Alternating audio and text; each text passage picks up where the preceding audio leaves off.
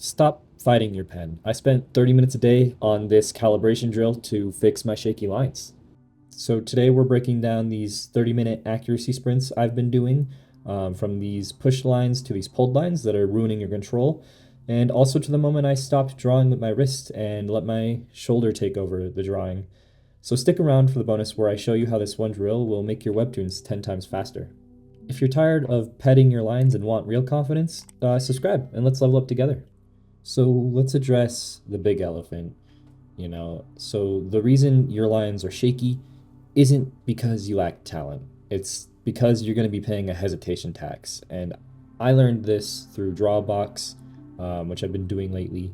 And when I first started this worksheet that I made, I was drawing pretty slowly to try to keep myself accurate. But the slower you move, the more every little tiny micro tremor that your hand is making when you're drawing these lines shows up on that canvas. So I was fighting my pen instead of working with the physics of my tablet. And I realized accuracy didn't come from these slow movements that I was making. It was coming from confident strokes that my muscle memory would take over. It was about being decisive. And if you don't commit to the stroke, for example, the software has nothing to smooth out that line for you. It can't guess for you. And I can hear you asking, well, Dylan, how do I fix my lines then? Well, the way I had to fix the wobble I had was to identify where the movement was coming from. And I think most of us draw from our wrists because it feels precise, but the wrist really only has a few inches of clean range to it. Like if you try to draw a circle with just your wrist, like lock it in place, you won't be able to do it. We're just so used to writing that it's what feels natural. So I had to force myself to lock my wrist and move entirely from my shoulder. At first, it kind of felt like I was writing with a giant log, is a way to put it, I guess. It felt clumsy, and I missed the target often on this worksheet. But after a few minutes, the lines start coming together and becoming straight, and your shoulder is built for that stability, and your wrist is built for those tiny details. So why not use them for their actual jobs and what they're good at?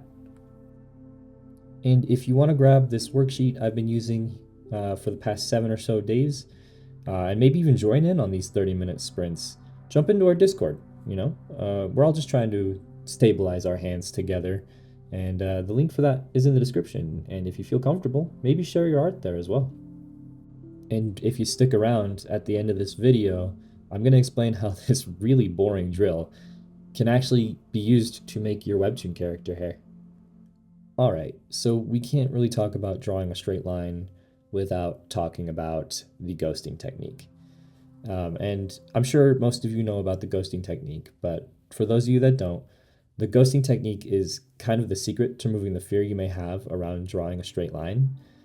And so instead of dropping the pen and just praying the line churns out straight the first time, you should instead start making the motion maybe about 3 times in the air above your page, and kind of guess where the line should be first.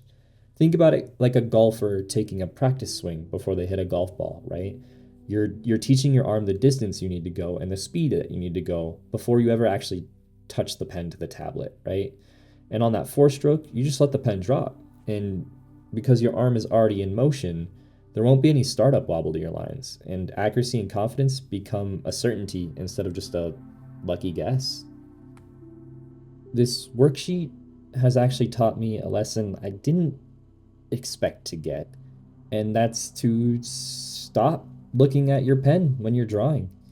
If you watch the pen tip while you draw, right, your brain is constantly trying to micro adjust the jitters that it's seeing. And as your lines start to wobble more, you're going to try to correct it more, which I think is what creates those tiny jitters. So instead of doing that, I started drawing to a destination I wanted to go on the page. So for you, maybe this could look like plot a point on your page somewhere, put your pen down somewhere else, and draw a straight line to that destination, to that dot. I think your hand-eye coordination is smarter than you think. It knows how to get to where you're looking. So think about it like you're throwing a ball to somebody. When you're throwing the ball, you don't look at your hand when you're throwing the ball. You look at the target, or in this case, to somebody where you want the ball to land or be caught. And I think trusting that automatic connection and muscle memory is how you're going to get those long and beautiful lines that look like a professional drew them, right? And so I think the best way to summarize this would be to actually gain control over your lines. You're going to have to give up the control that you have right now in the short term to get those long-term results you're looking for. And you might think I'm telling you that you need to do this all day, every day to get good, but that couldn't be further from the truth. I limited myself to 30 minutes a day on these exercises you're seeing behind you. After 30 minutes or so, my focus would slip. I think high intensity accuracy training is really exhausting for your brain, and that's true for anything, like aim training, for example. And you can likely see where I slip in focus in the footage in the background here. My lines can randomly go from, oh, this feels really good, this feels great, to, wow, that line looks way out of place right now. But that being said, if you push past that point, you're kind of just practicing bad habits. You should always make sure your mind is staying fresh while you're drawing.